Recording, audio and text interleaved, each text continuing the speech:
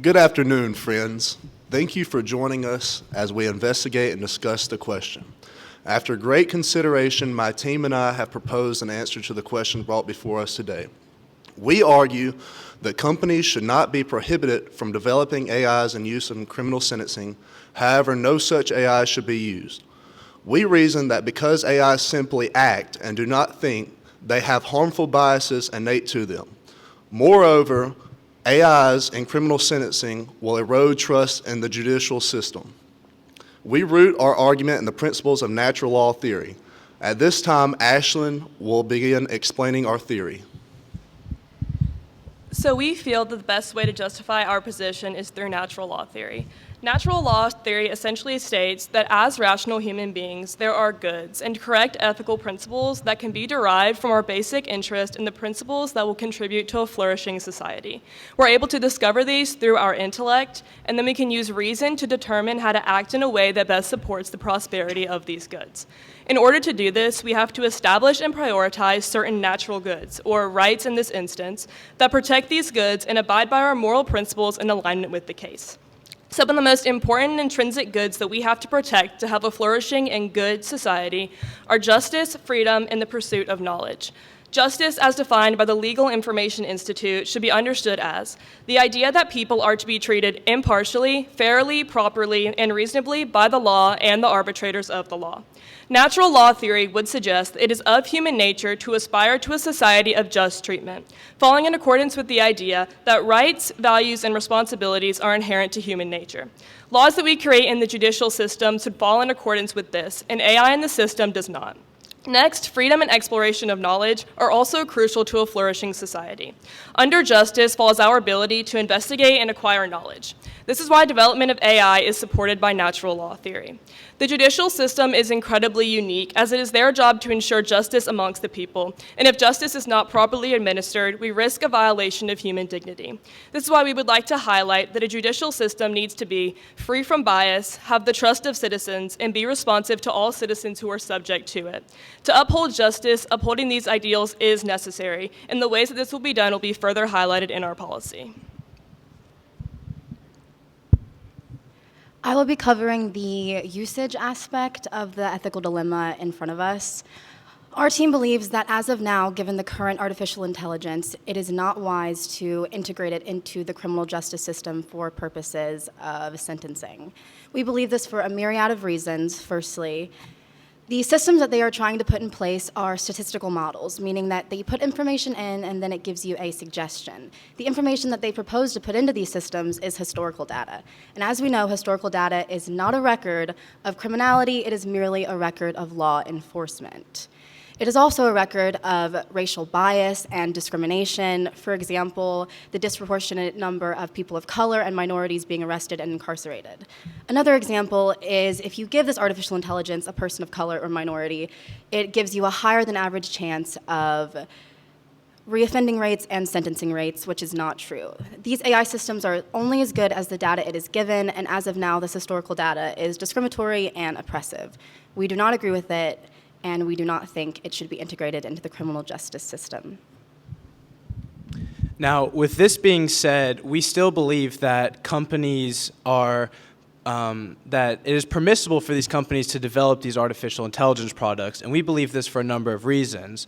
Primarily, companies ought to reserve the right, both ethically and legally, they have a right to develop these technologies. There are already legal parameters in place for any company of any sort who is developing new and advanced technology, and we don't see any ethically problematic concerns with a company simply choosing to develop these products under our natural law account. Furthermore, we also believe that while it may be conceivable that AI in the future might never have any sufficient data for justice to be properly served, we do believe that companies still reserve the right to develop these products with the chance that in the future, in some conceivable time unbeknownst to us, that these AI technologies might be sufficient. But we believe that they can only be brought to this sufficient manner through the development in which companies are allowed to do. Finally, we believe that in allowing companies to create these products, allowing them to develop these products, there's going to be a lot of trial and error associated with this. And you already see this in cases of the criminal sentencing system. For example, the Sentencing Reform Act of 1984 basically established that judges ought to have this guideline when determining criminal sentencing.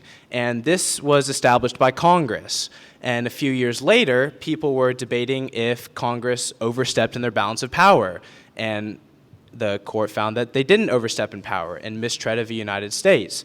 And then 15 years later, United States v. Booker established that judges were not allowed to, it wasn't mandated that judges could use these guidelines, and rather it was a tool. So this is just one example of the constant process of perfection in the court systems that we might see with AI, which is why we believe that they ought to be developed as well, and that it is permissible for them to be developed. Now we're going to be moving on to potential objections for this argument. So the first objection towards this argument is an objection we're deeming the calculator objection, which posits that rather than as a replacement for judges in the judiciary process, AI tools can be used rather as tools, much in the same way that mathematicians utilize calculators. The failings for this objection are twofold. First and foremost, AI has been shown consistently to lack veracity and truthfulness. And to go back to our mathematician analogy, a calculator that is occasionally wrong adds an unnecessary step to the process, which really would hinder the judiciary proceedings. The second failing of this is that if we are introducing automation into the court system, it would be better to start not at a sentencing level, but rather in a less important role, for instance, court reporting. And now on to our second objection. I will be addressing the objection that the use of AI could potentially minimize bias in the courtroom. However, we have reached the conclusion that there could be a risk of the exact opposite. These programs would be based and built upon biased information because our country's history, unfortunately, is filled with discrimination and racism within the court system. To put this into perspective, the U.S. was desegregated in 1964, but the court system has been in place since the early 1800s that we see today. So we have all of those years where these decisions were based on laws prior to any sort of equality in our country, and due to the lack of rational nature shown by these AI systems, we believe that it would be much more beneficial to leave these decisions up to these educated humans who have studied and dedicated their lives to studying and upholding the law. I hope we have persuaded you all that there is good reason to develop these AIs. However, due to the current limitations of the technology, it is not clear that they will increase justice in our society. Thank you all for your time. We look forward to hearing your questions. We'd like to thank the University of Mississippi for inviting us here to discuss case number 4, Lots of Rules and No Mercy, where we were given the question, should AI companies develop products to help sentencing in the criminal justice system? If not, why not? And if so, what policies should be adopted to ensure ethical development and use? To which we answered that we want to allow companies to develop AI, but we don't want it to be privately owned corporations. We want it to be a sort of nonprofits or like associations of experts, like the American Bar Association. But we want input from the private and the public sector. And for the second point about what policies should be adopted to ensure ethical development, my colleagues will get into that when we actually give our main points. But for our sort of moral framework, we're going to go with Rawls's 2 concepts of rules. So John Rawls was trying to sort of square deontology and utilitarianism. And in this, he says that when we make rules, they should be based on utilitarian principles. We want to make rules that ensure good outputs, that ensure that our systems are working as designed, working as we want them to. But underneath that, we want sort of rights-based approach, duty-based approach, so that people's rights aren't being violated, people are being treated fairly.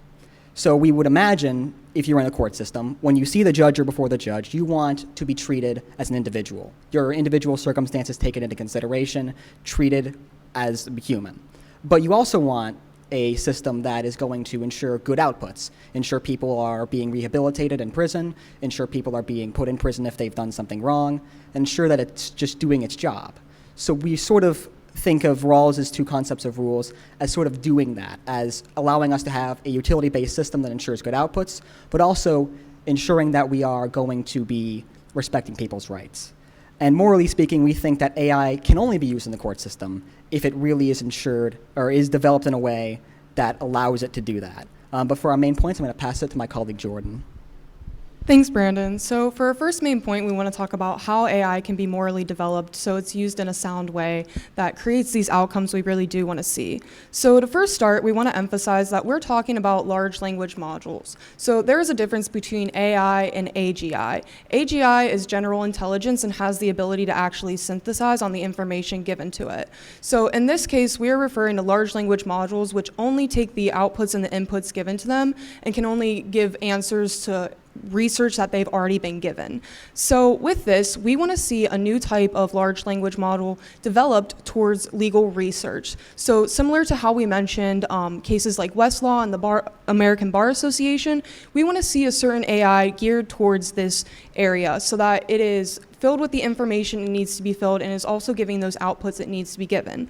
So in this case, we hope to have a collaborative effort of both nonpartisan and nonprofit organizations working for this goal. We feel like this would be best because they won't have as much bias or skin in the game as other entities might, but we do think that it needs to be a collaborative effort. So also including obviously the government so that we're implementing the right laws, and then different research institutions and universities to get those new up and coming ideas and outputs that we want to see.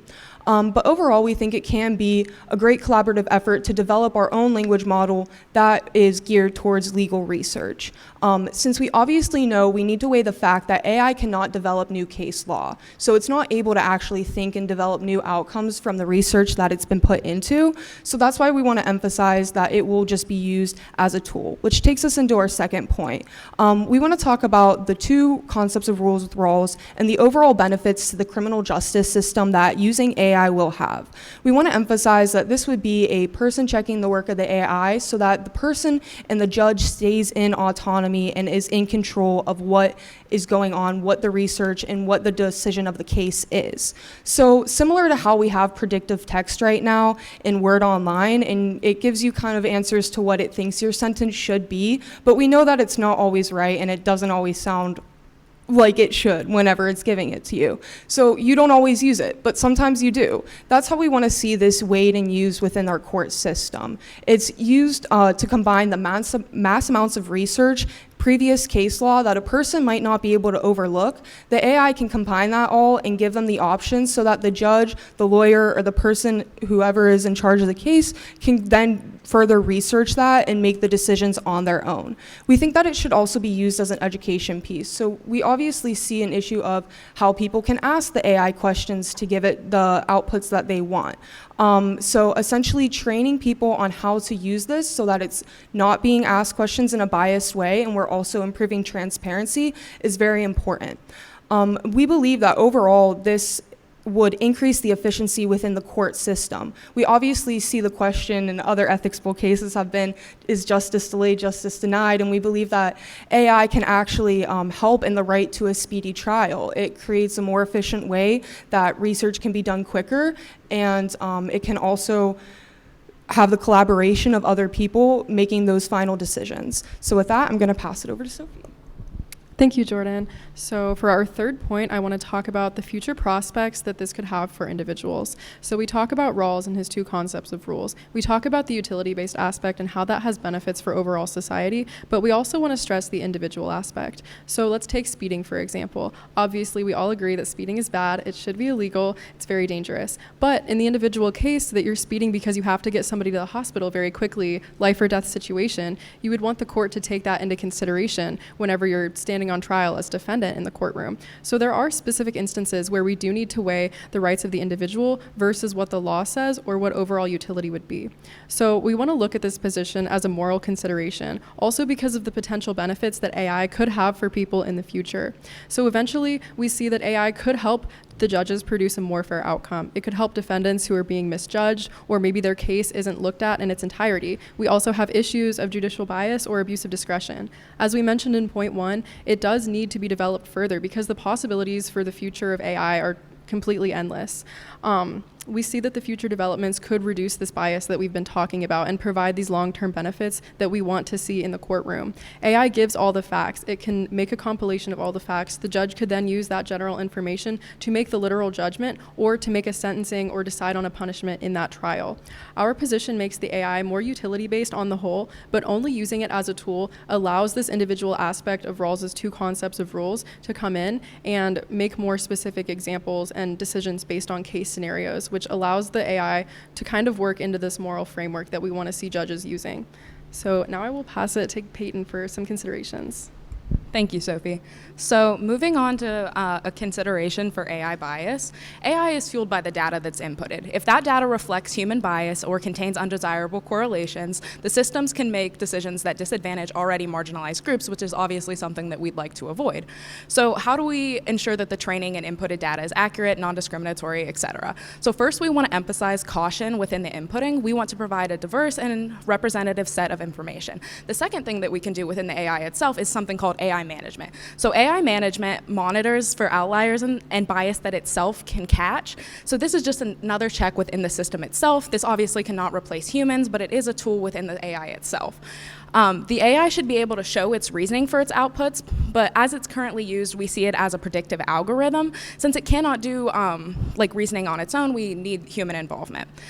We want to stress the individualized assessment of each case, and that would allow us to properly evaluate each case. The bias is obviously not a quick fix, but these parameters may help in aiding us in a long-term goal.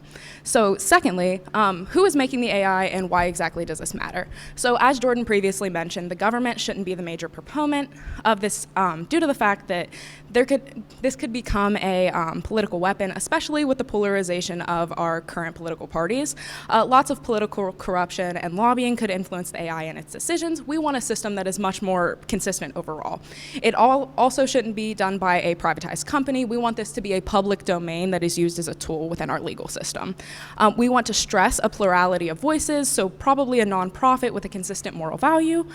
We want to include voices that are typically overlooked by our current biased justice system. This also provides another input that would allow us to attack some of the stereotypical biases. For example, the Innocence Project.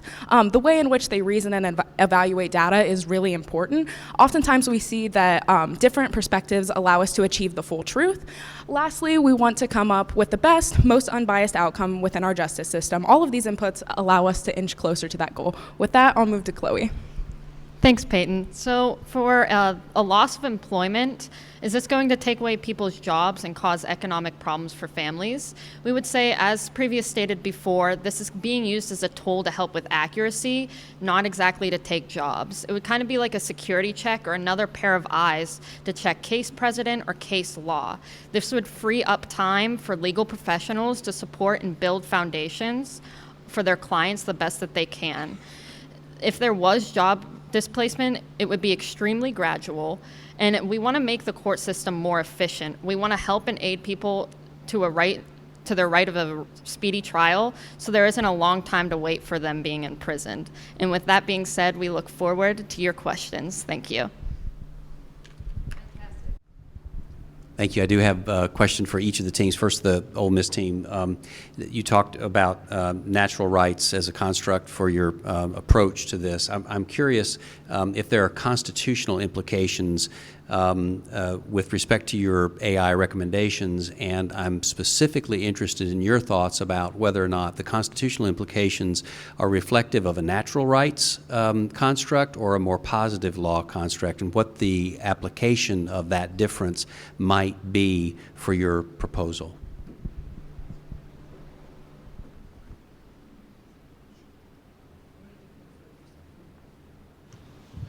May we take a moment to confer? So the constitutional implications for these AI technologies, we believe that it's still under the framework of these rights, and it is our team's position that the laws that we create in society, a number of these laws and the constitutional implications are based on natural rights that we have realized through our intellect in society. For example, the idea that murder is wrong, therefore it's illegal to murder somebody. And so as we previously stated, we don't plan to use these right now, but if we develop these AI systems to a point where they can be sufficiently serving justice, we believe that justice in the system is a big component and thus would align with any constitutional implications or any positive law implications that might come from it. Thank you. And for the Youngstown State group, I want to talk about the constitutional implications as well, but specifically with the right to trial by jury. If I understand correctly, you're suggesting that AI, large language model AI, would be utilitarian in terms of determining the facts in particular cases. The U.S. Constitution guarantees a right in criminal cases of trial by jury. They are the fact finders. Would this be substituting for the jury, and therefore would there be constitutional implications for your proposal? Okay, so we believe in criminal trials where they have the right to a jury that it still should be just used as a research tool, and that the jury should have the full capacity to judge how they decide to judge. We were more talking about in individual instances where it's just a judge and a defendant, but we believe that in the jury situation that the AI could be used as like an extra research tool, but mainly the jury would be the decision maker. And in terms of like fact finding, we're more talking about like looking up case law, looking up other judicial decisions, looking up sorts of laws that take a lot of time, something you might play a law clerk for, that we think that the AI could speed that up. But in terms of the actual judicial process, we want to be very cautious with the implementation of AI due to the uncertain nature of its development. So I have a question for both teams, same question. Before I ask the question, I first want to talk about the impact of the recent, in the past 2 years, the development in the AI tools in computer science education. 2 years ago, we can tell whether a CS student will be a good professional or not by looking at if the student knows how to use a particular website, Stack Overflow. So when they work, they run into some problems, they can go there and just search for that particular problem, and they will get a lot of the messages, information from it, and then the student need to go through, sift through all the information, find the right solution.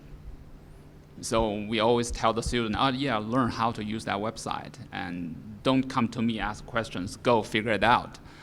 And then the large language model came out. What it did was it synthesized all the available information and provide a more direct answer or solution. So it raised the bar. So in the past, we don't worry about the students just have those tools to solve the homework assignments or programming assignments for them, because they still need to go through all that information and figure out which one is the right answer. But now things changed. For those relatively simple questions or projects, which typically will occur in the low-level, entry-level CS courses, they can use those tools to get perfect scores. But if they do that, they won't be able to pass more advanced CS courses. So what we did was, at the low-level CS courses, we don't want the students to use those tools. So we still want them to learn the basics of computer science. But at the high level, more advanced CS courses, it's the opposite. We encourage them to use those tools, because that will increase their productivity, and that is what is expected by the industry. So now back to the question. My question is, in your view, what do you see in terms of the legal education that these AI tools will make some changes? Thank you so much for your question. It was very well thought out, and thank you for giving us some new information to kind of think about.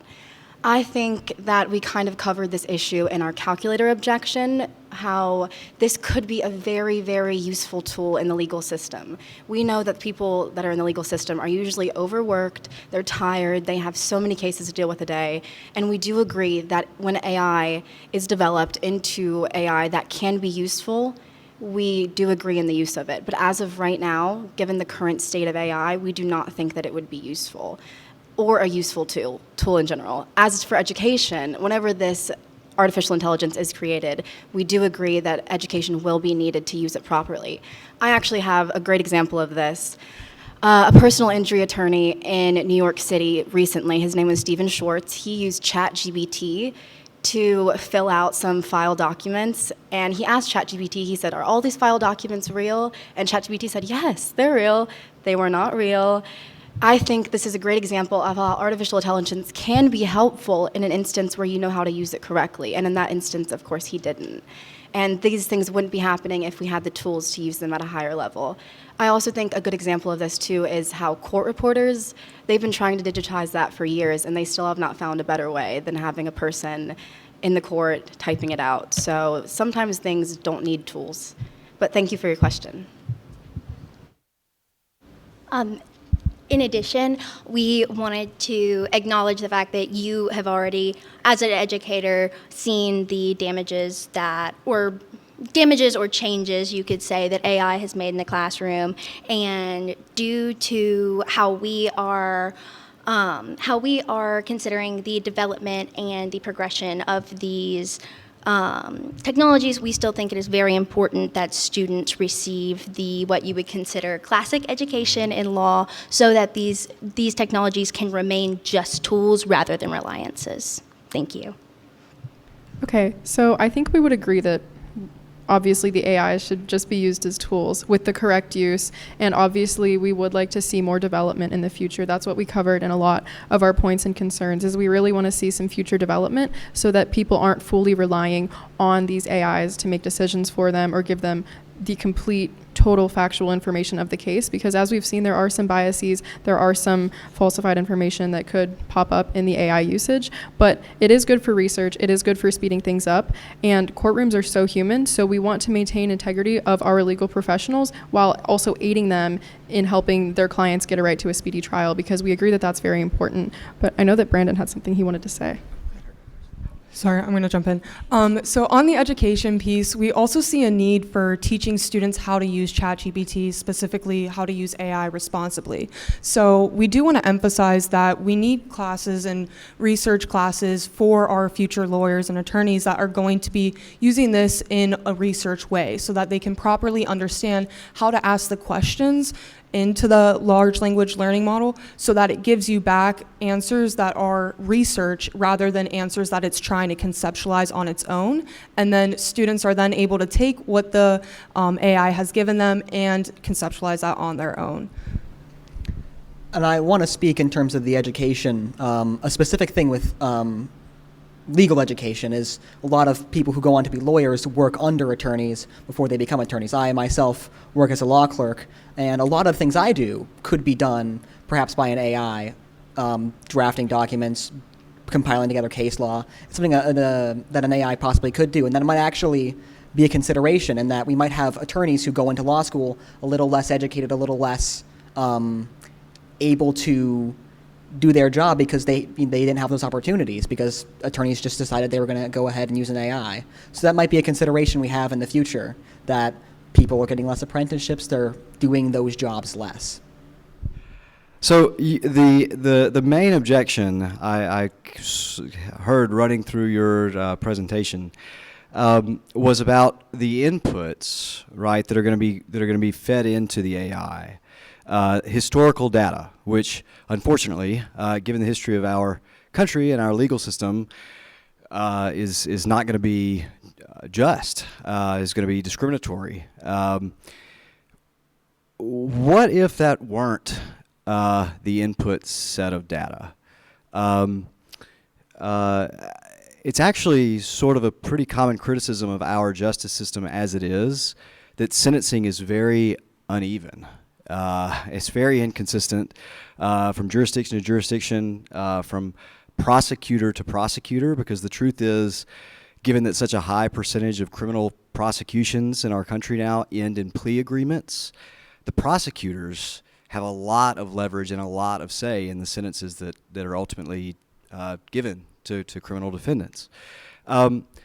So if the inputs were changed, right, and we programmed the AI, the companies were able to program the AI where it looked for relevant parameters to truly identify which cases are like which other cases across jurisdictions, couldn't this tool actually remove bias, lessen bias in the system rather than just reinforcing the historical bias that's going to be there if you just use the historical data? And if so, what does that do with, are we okay now with integrating AI into our justice system?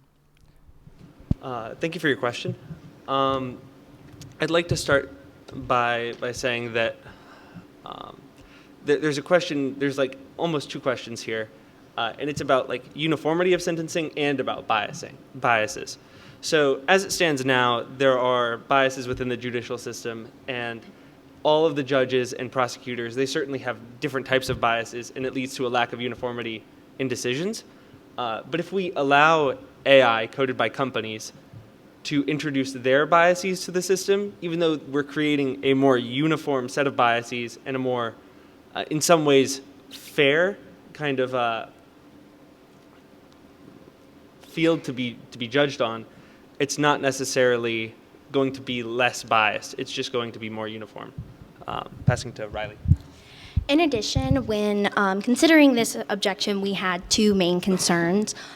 Just the objection of could it possibly minimize bias in the future?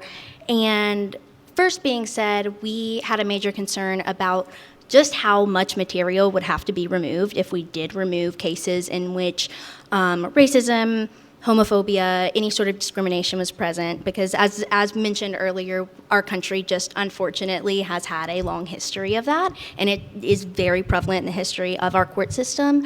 And we also have a concern about how, one moment, sorry.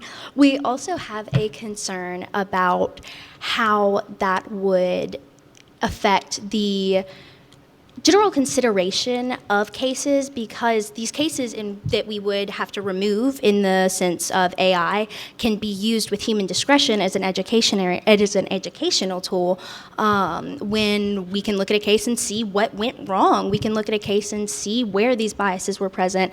And at the time of, I guess, progression that we're at with AI right now, we are just missing a lot of that rationality that could use those cases as a tool rather than a source, if that makes sense, and just worried about how they can consider sentencing and very intricate case details as a whole. I think your question is so great because it lets us talk about the development aspect that we were so pro. The reason that our team is so pro-development is because we want these artificial intelligence agencies that help out. We want our lawmakers and legal aids to have something that aids them a little bit. So I think that's a great answer, is that we are pro-development, and we do want use if it is helpful and non-discriminatory. Also, back to our natural law theory, we do want a flourishment of society, and that would aid in the flourishment of society is these artificial intelligence agencies. Thank you. So I had a different question for you, but if you want to say something about that first question, you sort of already did in your presentation, right?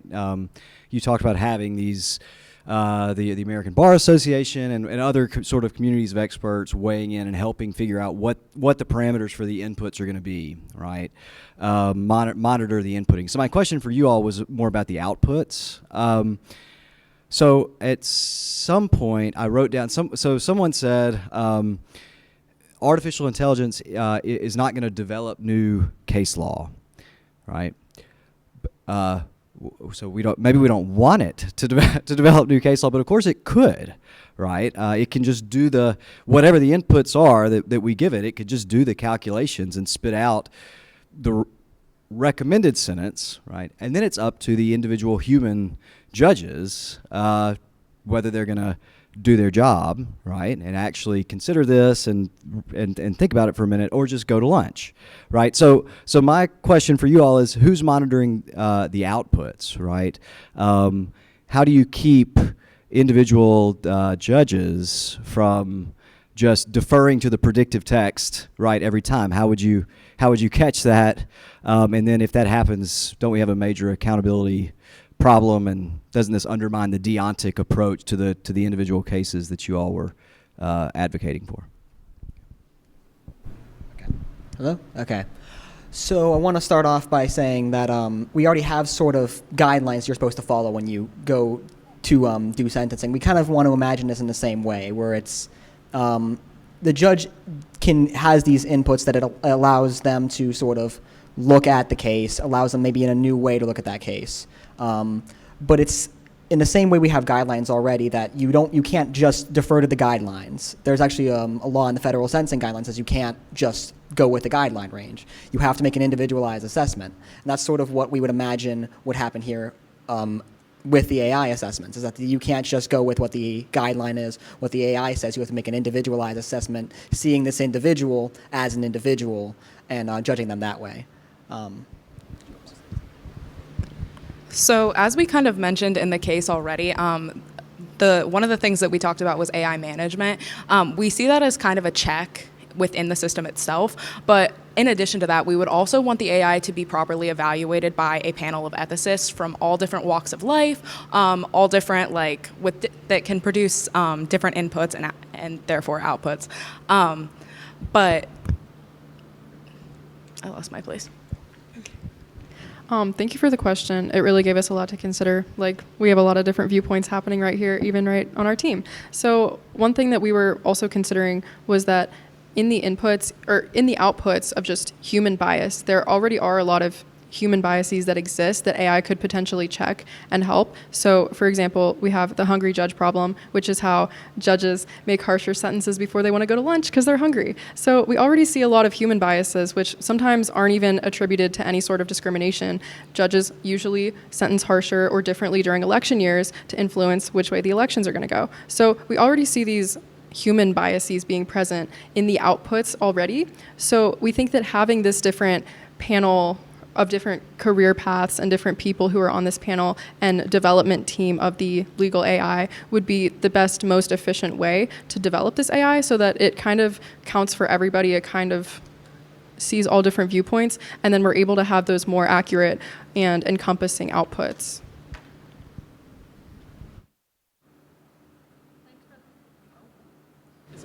Hello? Oh, there we go. Sorry about that. So thanks for the question. It was very insightful. For adding on to that, I think it's very important to also consider, again, that we kind of want to use this as a tool. So even if hypothetically that it produced something that you may not agree with or something that it isn't really looking into the case itself or looking at what exactly is going on, you don't exactly have to listen to what the AI puts out to you. It's an option. It's like I said in one of my concerns, it's kind of like a second pair of eyes or something to reference. It's not exactly the point of everything that you have to go off of. All right, everyone. Well, thank you to both teams for an interesting summary of positions and handling the tough questions by the experts. Now, the even tougher questions by members of the audience. And so I'll start first with a faculty question for the University of Mississippi, and then a faculty question for Youngstown State. So for the Ole Miss team, why not just use synthetic data to counteract bias? After all, if we know a vulnerable group will be sentenced more harshly based on historical data, why can't we just make up data to offset that bias?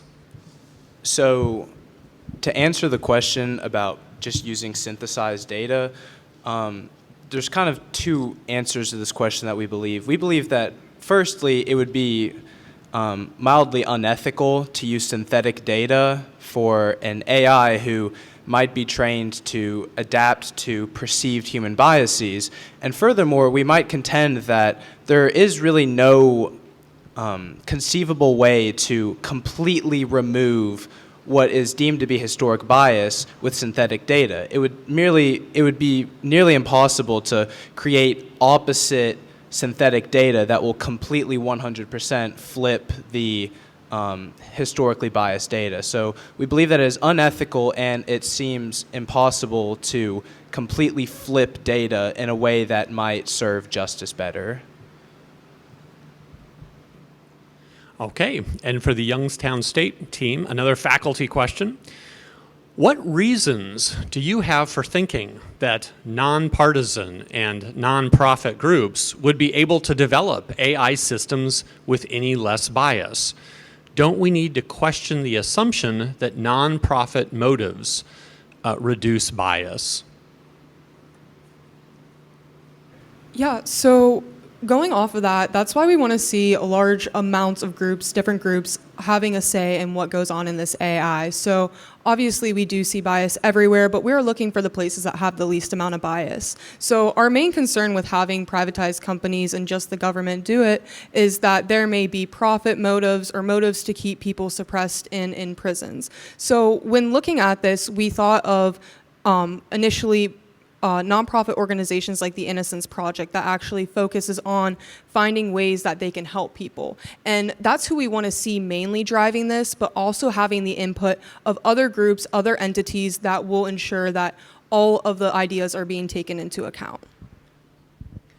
And I just want to touch on the government angle, because that seems to be like an idea we've seen people want the government to develop it. Our real fear is that if we were to put that in the government's hands, you're going to get a case where you have, say, a Democrat in power. He wants to develop it one way, and he puts people in power to develop it one way. Well, then you have a Republican gets elected, and he puts his people in. And they're going to do different things. They have different considerations they want in. And that sort of back and forth could lead to weird outcomes or the AI not being stable. It could change between presidencies. And we really would rather it be more consistent.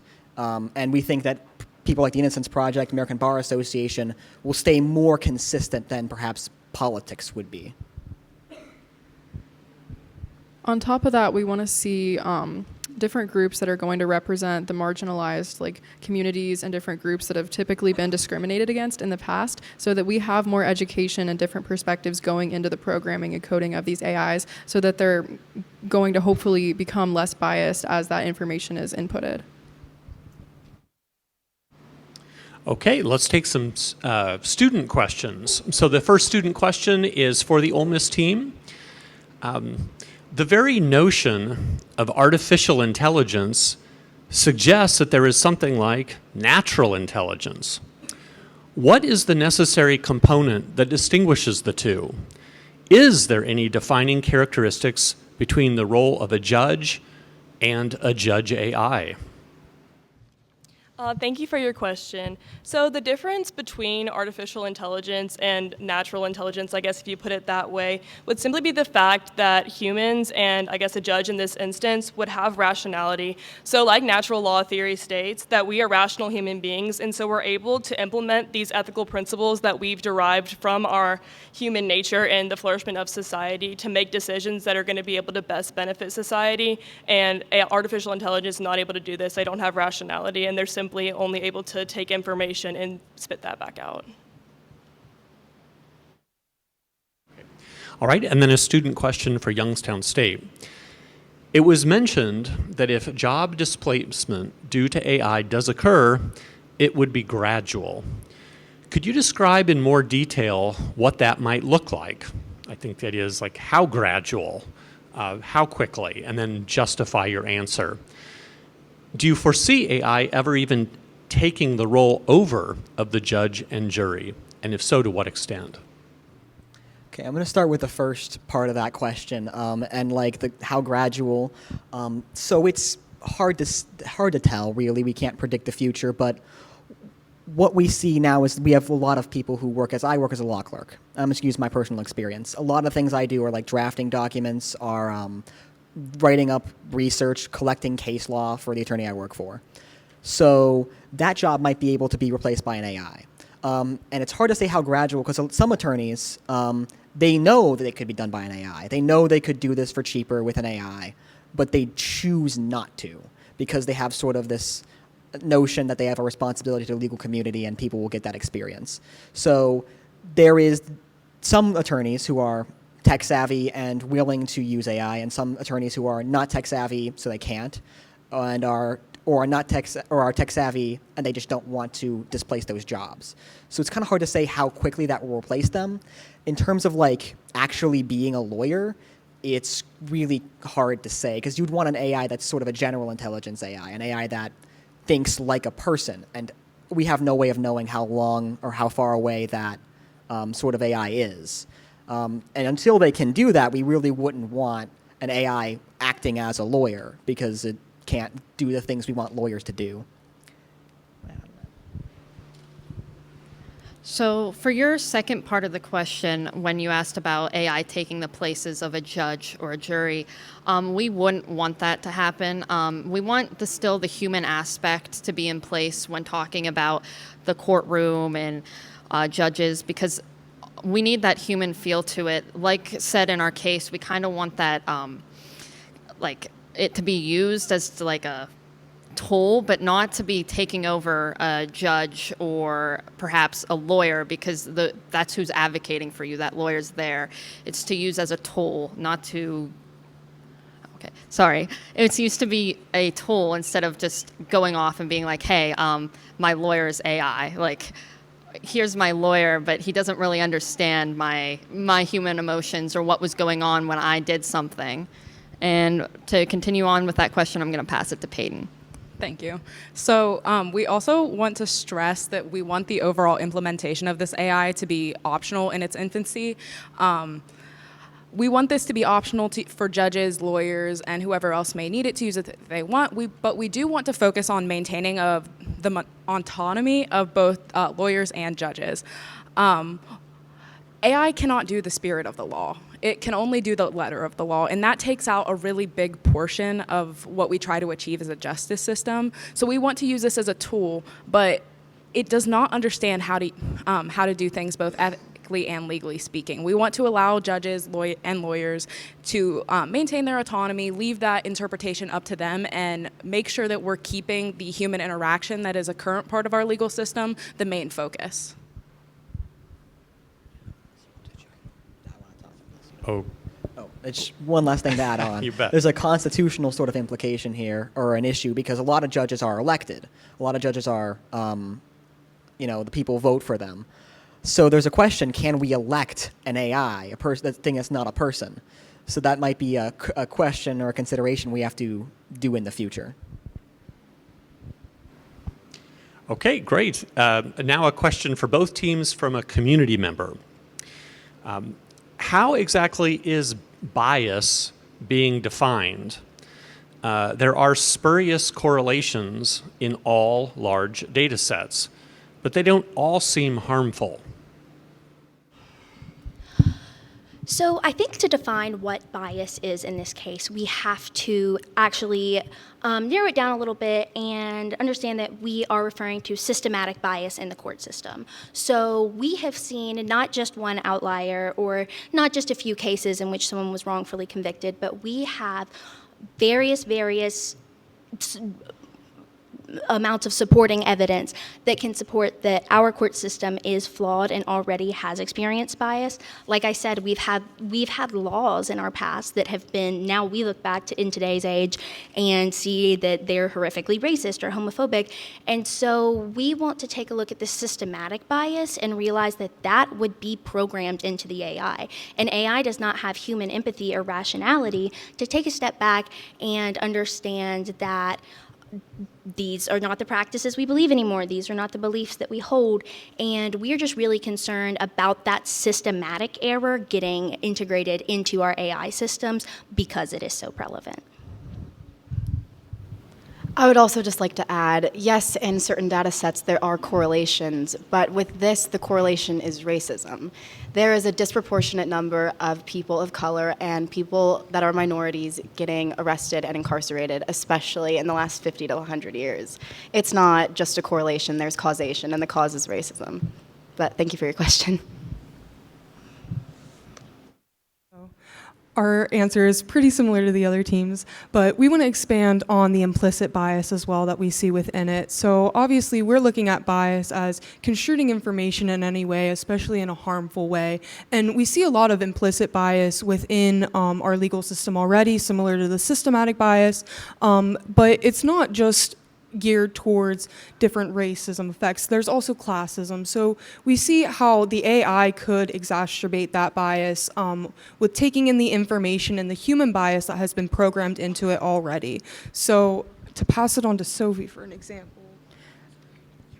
So that's what we kind of looked at whenever we were giving our positions, when we talked about the different panels of experts that would be working on the development of the AI, because in the same turn, while we're trying to eliminate the AI bias that would output from the actual AI, we're looking to this panel of experts and this team, this development team, to kind of reduce the input of bias going into the AI programming in the first place. So obviously we see a lot of bias in our court systems in general. Obviously we know that's present. We totally agree with the other team on that, but we want to look for ways to solve that. And at the same run of doing that, we would also look into solving the bias that the AI would potentially output.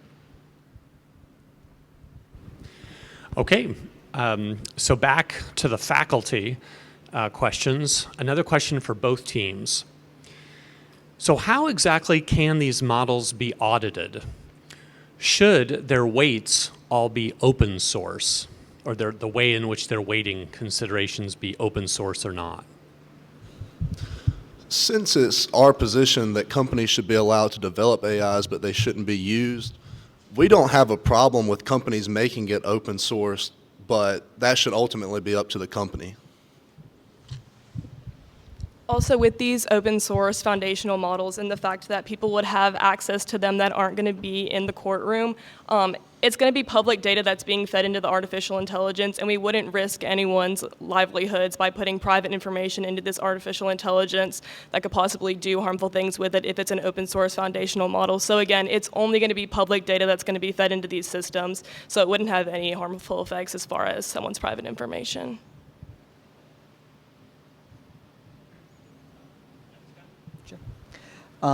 We would absolutely like to see like open source, people be able to see the code, see how it's doing outputs, especially if you're somebody who's not really considered in this. I'm going to give you an example. Native American law, treaties with the Native American tribes are a sort of more complicated piece of the law. A law that's not often considered because it's away from the centers of power. So if you had an open source code and somebody who was Native American coder who was seeing that their issues aren't being taken into consideration, they're like, okay, well, I see an issue with this code here, they can raise that issue. And that might actually be a good way of sort of keeping people honest. It's also a good way just to have, it's also always good to have the public have at least some knowledge of how they're going to be treated. If you're going to be under this system of law, you want to know how it works. You want to know how this machine makes its decisions that are going to impact your life, perhaps very significantly. So we would absolutely like to see it open code. And expanding on that, because I'm obviously not computer science, so maybe our doctor over here could help us, we don't think that everybody should be able to edit or input things into that AI. We've seen issues where other AI has been developed and people have actually overloaded it with information to purposely make it biased. So in the sense that it is open source, we want it to be a transparency method so people can see how it's working, see how it's thinking, but they're not actually able to go in and alter or add any of their own information. Okay. Now a student question for the Ole Miss team. Many local law enforcement agencies lack resources to investigate more serious cases, such as murder and sexual assault, due to the continuous fight against repeated minor offenses, such as petty theft and drug charges. Do you believe current AI could be used to settle smaller cases so that more resources could be used to investigate more serious cases instead of allowing them to go unsolved? No. We would like to address the fact that nothing else in the court system is automated. We would like to bring that up. But also we want to bring up the fact that our team's position is that to administer justice, you have to understand the concept of justice. To administer punishment, you have to understand punishment, no matter how petty the crime is. We would like to point you back to our theory of natural law and rational agency. And we think rational agency is paramount in the legal system. To give someone a punishment, you have to understand what a punishment means. Now a question for Youngstown State from a student. Do you think consistency truly enhances justice? After all, slavery was a consistent judicial principle at one time. Is it possible to measure justice just by having consistent principles which change less often? So this is kind of where the framework of Rawls's two concepts of rules comes in. So we talk about utility and making sure that the law can apply to everyone. Like I gave the example when we were reading speeding. We want speeding to be illegal. It's dangerous. It's bad. It harms people. So obviously we want to look at that and make sure that that's utility based and it applies in all situations. Speeding is illegal.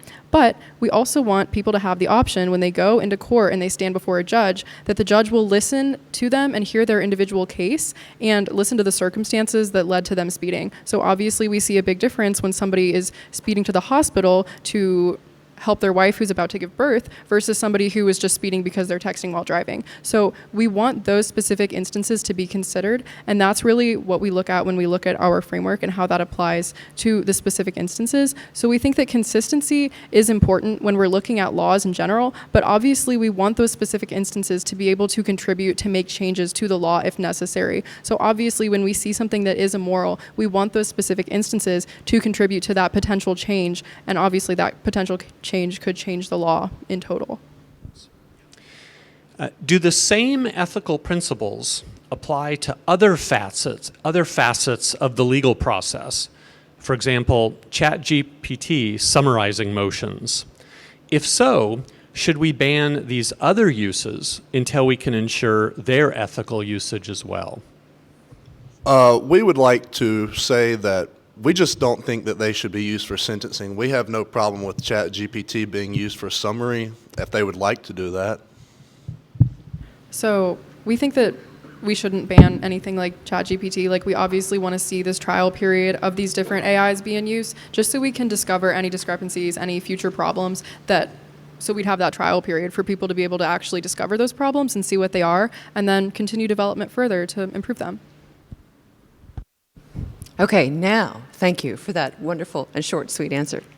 So we've got a number of announcements for the end of our evening tonight, but I do hope that you enjoyed this discussion of this complex case, these issues as they'll pertain to our legal system with the development of this technology. So please thank them, and we'll see you all downstairs.